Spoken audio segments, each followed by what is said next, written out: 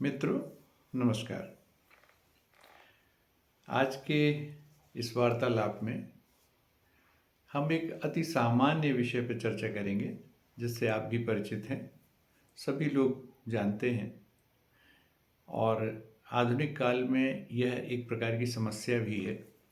लेकिन उस समस्या को थोड़ा विश्लेषणात्मक तरीके से देखने का प्रयास कीजिए मेरे साथ। आप भी कोशिश करें। हम सभी अनुभव करते हैं कि आज हर तरफ शोर है, हल्ला है, कोलाहल है। अब इस कोलाहल और इस हल्ले और इस शोरगुल के बीच में कुछ सोच पाना, समझ पाना मुश्किल हो जाता है।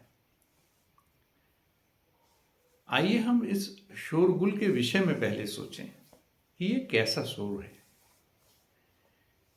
क्या ऐसा नहीं है कि सोच कर देखें, यह शोर दो प्रकार से सक्रिय होता है।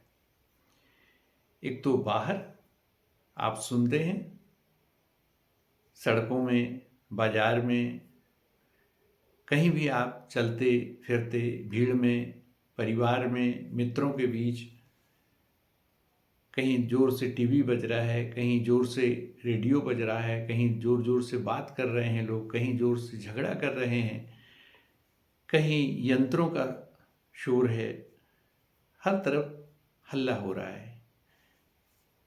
तो हम सामान्य तौर पर इसे ही शोरगुल कहते हैं, जो हमें बाहर से सुनाई दे रहा है। कभी ये सोचकर देखिए कि इससे भी घातक और इससे भी भयंकर और इससे भी ज़्यादा प्रभावी एक और शोर है। और वह क्या है? वह है हमारे अंदर होने वाला शोर।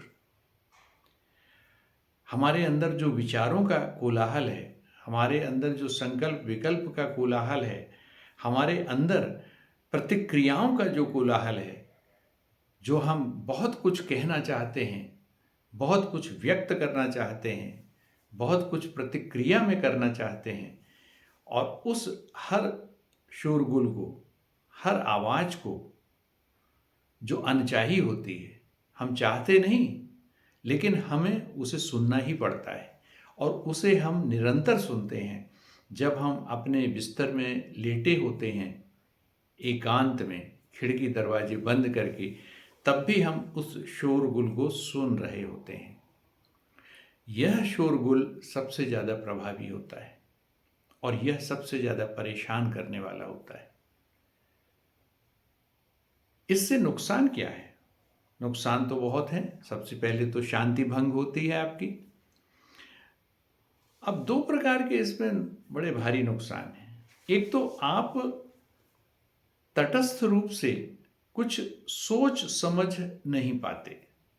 कुछ भी आप अगर उस विचार करना चाहें किसी विषय पर, तटस्थ होकर के, एकदम अपने को अलग करके, ऑब्जेक्टिवली, विषयनिष्ठ रूप में, तो आप उस पर विचार नहीं कर सकते, क्योंकि आपको वो शोरगुल परेशान करता है।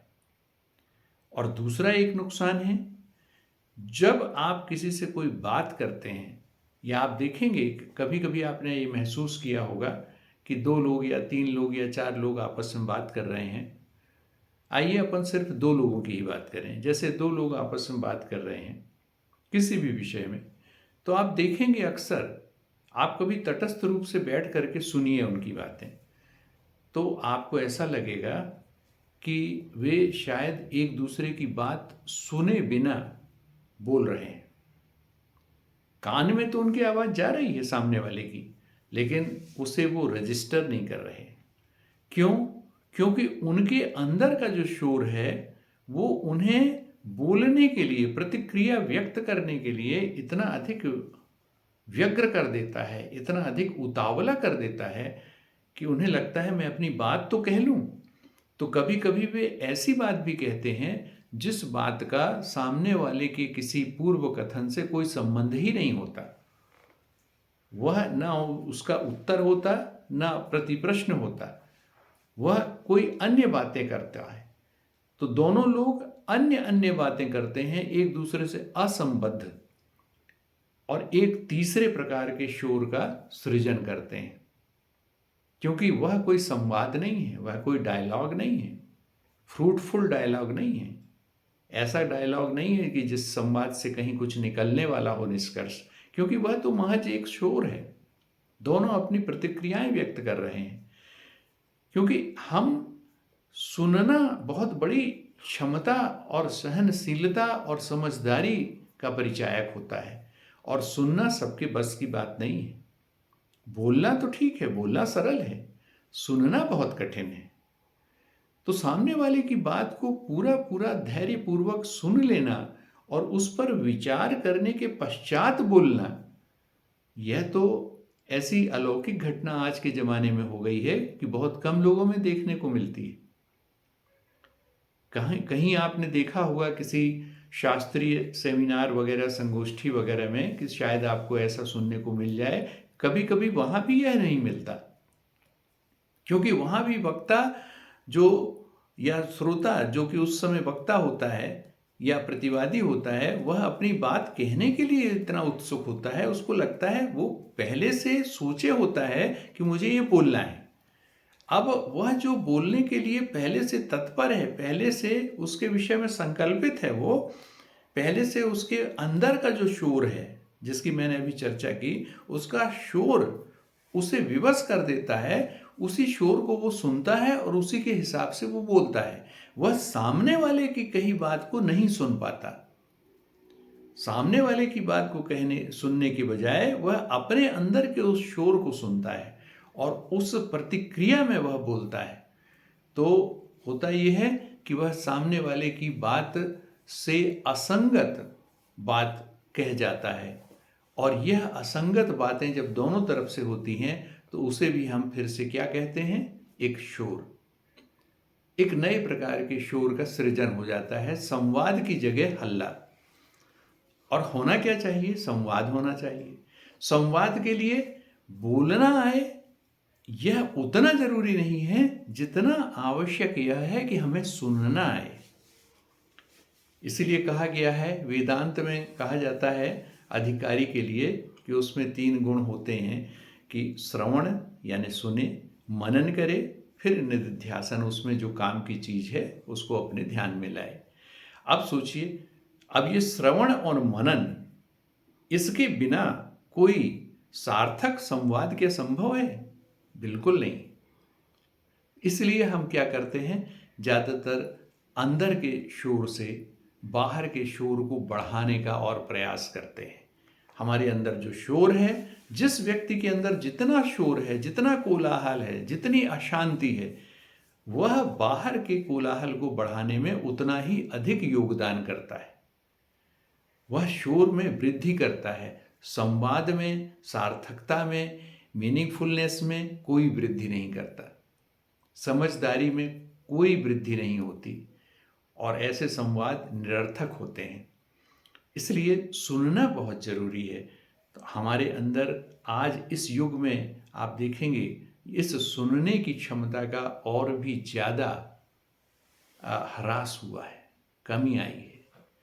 पहले तो हम सुनते भी थे, अपने मित्र की सुनते थे, अपने ऐसे बंधु बांधव की सुनते थे जो हमारा हितैषी है, अपने शत्रु की भी सुनते थे, क्योंकि हो सकता है वह भी कोई सार्थक बात कह जाए। सार्थकता का निश्चयन तो तभी होगा ना जब हम उसे धैर्यपूर्वक सुन पाएंगे। अब वह सुनने की सामर्थ्य हमने खो दी है। इसलिए हम अंदर भी शोर में रहते हैं, बाहर भी शोर को बढ़ाते हैं, और अंदर बाहर के कोलाहल में हम व्यस्त रह आते हैं, और न हमारे अंदर कोई सार्थकता का बोध होता, न हम बाहर किसी सार्थकता का सृजन कर पाते हैं, और इसी निरर्थकता और अशांति में हम जीते रहते हैं, अंदर से भी और बाहर से भी। और यह सब क्या करता है, यह शोर क्या करता है, न सिर्फ हमारे पर्यावरण को प्रदूषित करता है, बल्कि हमारी संपूर्ण एक जो एक मानसिकता हमारी अपनी होती है, एक समाज की होती है। तो एक जो समाज की मानसिकता है, उसे भी यह प्रदूषित करता है, राष्ट्र की मानसिकता को भी प्रदूषित करता है, क्योंकि हम सुनना ही नहीं चाहते। सुन करके बोलें, सुन करके समझें, समझ करके प्रतिक्रिया दें, और यदि आवश्यक है तो बात बने, लेकिन ऐसा नहीं होता। और इस सब का मूल कारण है हमारे सुनने की क्षमता या सुनने की जो शक्ति है उसका ह्रास हो जाना। और उसका मूल कारण क्या है? उसका मूल कारण है हमारे अंदर का वह शोर जो हमने पाल के रखा है। हमारे अंदर इतने विचार, इतना विचार, प्रतिक्रियाएं, इतनी चीज़ें चलती हैं, इतने भावनात्मक उद्वेलन रहते हैं कि हम उन्हीं से दिन भर जूझते रहते हैं। बाहर वाले को दिखाई देगा कि यह आदमी अकेला बैठा हुआ है या अकेला लेटा हुआ है, लेकिन वो अकेला नहीं है।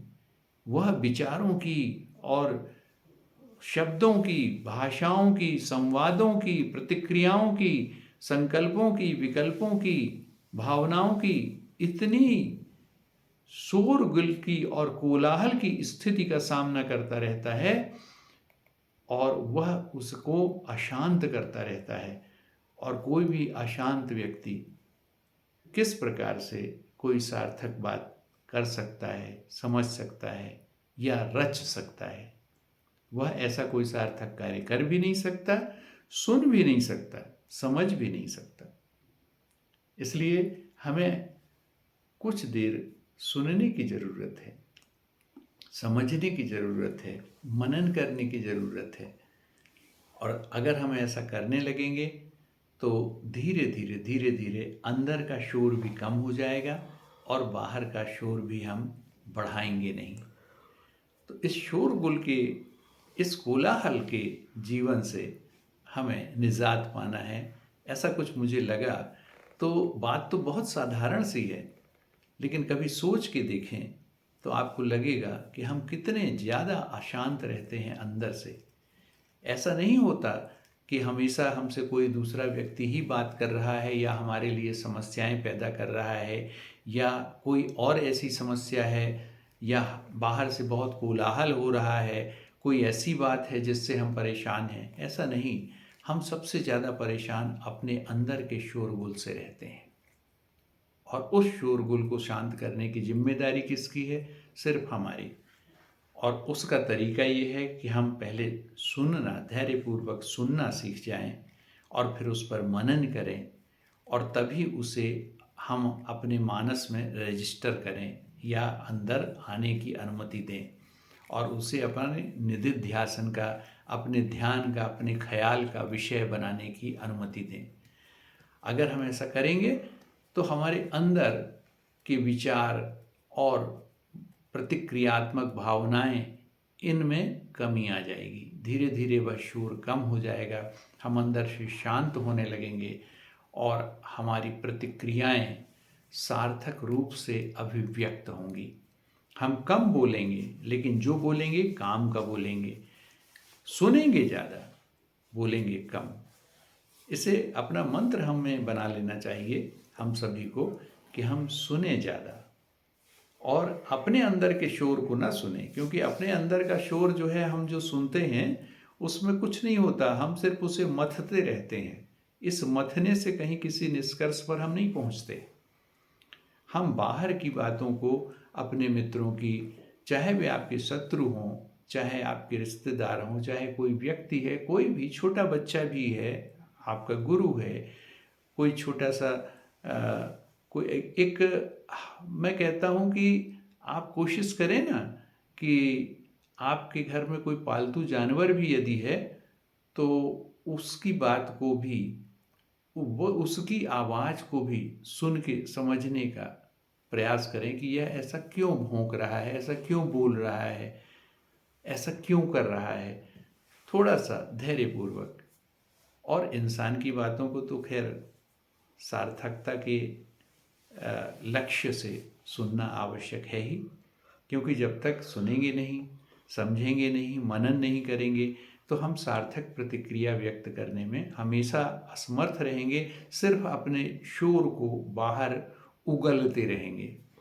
इस उगलने निगलने से कुछ नहीं होता, यह सार्थक संवाद का सृजन नहीं करता और हमारे अंदर की अशांति और बाहर की अशांति और जिससे हम संवाद कर रहे हैं उसके मानस को भी अशांत करता है। तो इससे अशांति का वर्धन ही होता है, शोर कम नहीं होता है।